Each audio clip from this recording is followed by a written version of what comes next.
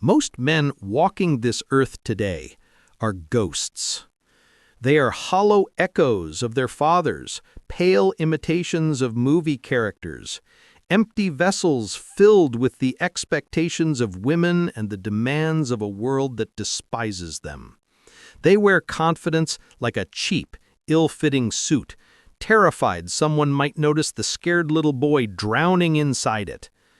They call their desperate chase for approval ambition. They call their thirst for attention building a brand. But here is the brutal, tectonic truth that will crack the foundation of your entire life. You do not become a man by acquiring things. Not respect, not money, not women. You are reborn as a man in the exact moment you realize you don't need any of them to feel the blood pumping in your own veins. This isn't about becoming some stone-faced caricature of masculinity. This is about an excavation. This is about digging through the rubble of your own programming to find the man who has been buried alive. Because your real life doesn't start when you get the degree, the girlfriend, or the promotion. It starts the moment you stop performing for a silent audience and begin to exist with the terrifying, beautiful weight of your own conviction. We must first diagnose the disease. We are a generation of lost sons. Most men today don't know who they are. They only know who they are supposed to be. From your first day in school, you were trained, not educated, trained. Like a show dog, you were trained to sit, to stay, to fetch the A grade, to roll over for the teacher's approval. The training continued, the masters just changed. Impress the boss, impress the boys, and most importantly, impress the girl. Your entire existence became a performance. A carefully constructed play designed to win applause from people who wouldn't even attend your funeral. You were told to man up, but they never gave you the blueprint. It was a command without instructions, leaving you to believe it meant bottling up every ounce of fear, confusion, and rage until your own soul began to ferment and to poison. They said, be strong, but they meant, don't let us see your weakness. So you learn to build a fortress around your own heart, leaving you a king of an empty castle. The result? An entire generation of men who project immense power on a screen, but collapse into dust when they are alone in a quiet room. Men who use the validation of women like a drug, needing a constant hit of feminine approval to feel a flicker of their own masculine worth. They are chasing likes, chasing money, chasing bodies, chasing anything external to silence the deafening, cavernous emptiness inside. But the truth, the one that will slap you awake tonight, is that you do not find yourself in the roar of applause. You find yourself in the silence, in the struggle, in those dark nights of the soul where you have nothing and no one to lean on but the spine you were given, and you make a choice. You either stand on it or you break. This is the first step to recognize that you are an actor, reading from a script you never wrote. This scripted life creates a primal hunger for validation, and this hunger is the chain around your neck. Let's talk about intersexual dynamics in the rawest terms. When your sense of self, your feeling of being a man, is dependent on a woman's approval, her desire, her attention, you are not her partner. You are her supplicant. You have handed her the remote control to your emotional state. She smiles, your world is bright. She frowns, your world goes dark. This is not love, this is a hostage negotiation. You have made her validation the scarce resource in your life. Her attention is the currency you live and die by. And because she senses this, she can never fully trust your strength. A woman cannot give herself to a man who has not yet found himself.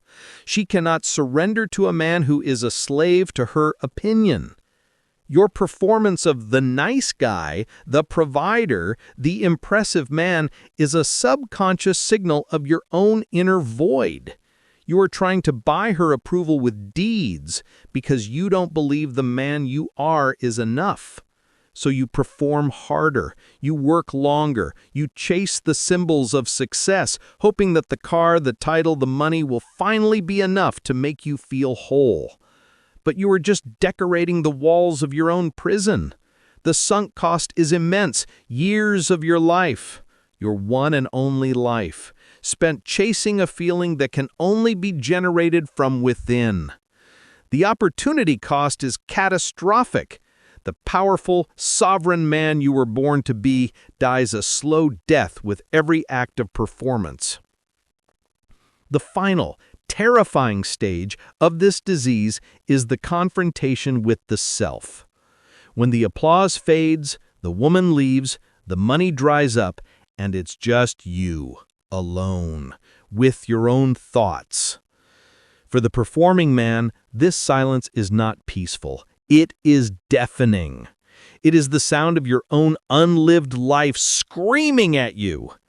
It is the echo of every no you should have said, every boundary you failed to enforce, every moment you betrayed yourself for a scrap of approval. Most men will do anything to avoid this silence. They will drown it in noise, in work, in porn, in endless scrolling, in the next relationship. They will run from themselves until the day they die. The path to becoming a man is not an act of addition. You don't need to add more muscle, more money, or more accolades to the boy. You must do the opposite. You must engage in an act of brutal, violent subtraction. You must burn the script. You must shatter the masks. You must set the cheap suit on fire and stand naked in the flames of your own truth. But here is the question that paralyzes almost every man alive. What happens when you burn it all down? What do you find in the ashes of the man you were pretending to be? Most are terrified. The answer is nothing. And that primordial terror of emptiness is the very cage that keeps them a boy forever. We left off in the fire, facing the terror of the void, the fear that if you burn away the masks, the script, and the performance, you will find nothing underneath. But that is the final illusion of the boy's mind. That nothing is not a void. It is a foundation. It is the sacred emptiness of a cleared field, ready for you to build something true. It is the ground zero of your own creation.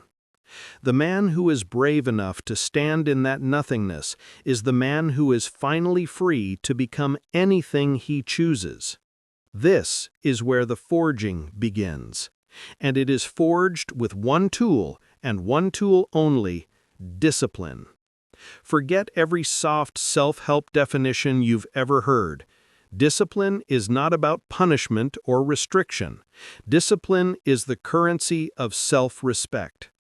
You cannot claim to love yourself if you cannot trust yourself, and you will never trust yourself as long as you continuously break the promises you make to yourself. Every time you hit the snooze button, you cast a vote for the man of inaction. Every time you say you'll go to the gym and don't, you cast a vote for the man of empty words. Every time you choose cheap dopamine over difficult work, you are telling your own subconscious, "My word is worthless. I cannot be relied upon, even by me." How can you expect the world or a woman to respect a man who holds himself in such low esteem? Discipline is the act of building evidence. It is the daily, hourly proof you provide to yourself that you are the kind of man who does what he says he will do. It's not about motivation. Motivation is a fleeting emotion for children. It's about direction. It's about choosing the man you want to become over the man you feel like being in the moment. Each rep in the gym, each page read, each difficult conversation had is another stone laid in the foundation of your inner kingdom. This is how true confidence is built, not through empty affirmations, but through the undeniable evidence of your own actions. Once you begin forging this new self through discipline, you must learn to protect it. This requires mastering the art of solitude. The boy fears being alone because his identity is a reflection in the eyes of others. Without an audience, he doesn't exist.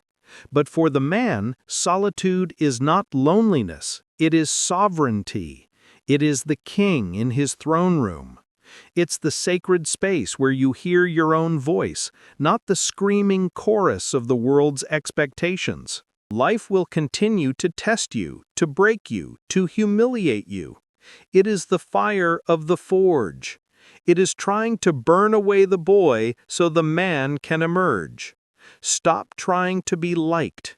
Start earning your own respect. Stop begging for peace from others. Build it inside the walls of your own mind. Stand on your principles, even if you must stand there alone. Because when the noise fades, when the audience goes home and the lights go out, the only person left to face is the man in the mirror.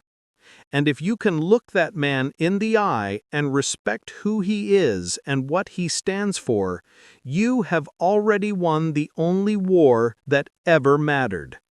Stop looking for yourself. Tell it.